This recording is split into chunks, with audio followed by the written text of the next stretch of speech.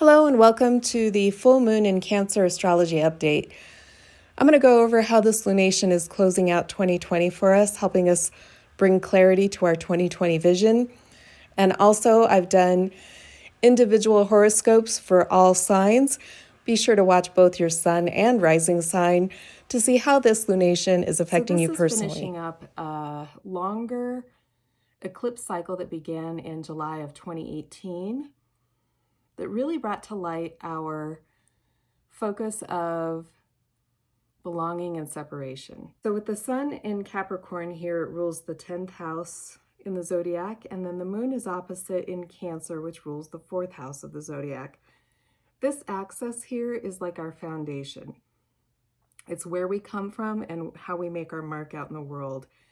It's like the mother and the father energies of the zodiac. So this is the home, it's our family, it's our ancestors, it's our roots in this world. And then up here, it's like the branches. It's how we branch out. This is the tree of life here. So this is where we come from, where we're rooted, where we're grounded, and then how we express out into the world and branch out and contribute and make our mark on the world and express ourselves. And so this full moon in Cancer is completing a cycle of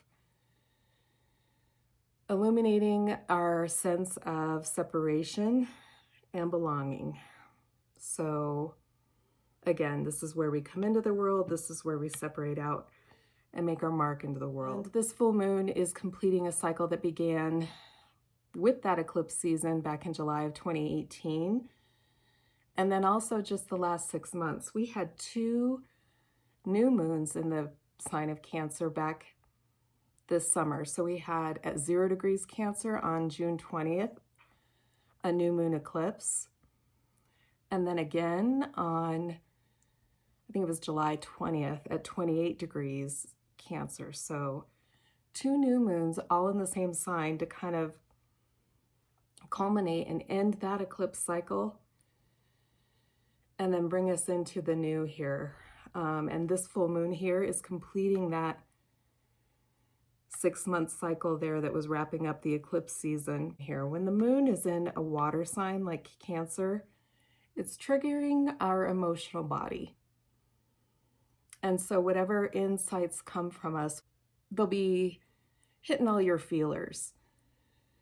So it's going to be really important that you reconcile those feelings around your inner security and what this past cycle has been bringing to the surface for you. So be conscious of any feelings that don't serve your higher purpose of feeling connected and secure. Let them go and kind of trust that the cosmos is guiding you where you need to be. All of this time, it's like the cosmos has been working to help us see clearly. That's what 2020 vision is all about. And now, without the power of sight, you know, when you're walking blind, you're vulnerable and you feel insecure. You know, we need to be able to see where we've been and where we come from in order to know what makes us feel grounded and safe and secure in this life, the middle point between being out in the world on our own, like not belonging to anybody. 2020 especially has kind of helped us realize what it is that we need to balance between our home life and our work life.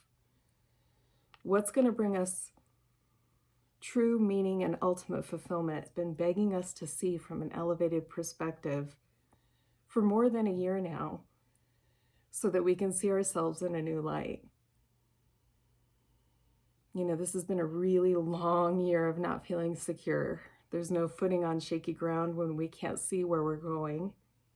And so it's like 2020 has triggered all of these emotional responses within us to help gain some clarity around what it is that we need to feel secure versus what we want. Hopefully you've had some time to focus on where you really feel at home this year and what it is that you need to feel secure so that you can find some clarity for your inner security and gain some balance as you go out and contribute in the workplace and how you keep yourself secure in this world. Be conscious, like I said, of any feelings that are coming up that don't serve you moving forward. This is a perfect time to release those and let those go.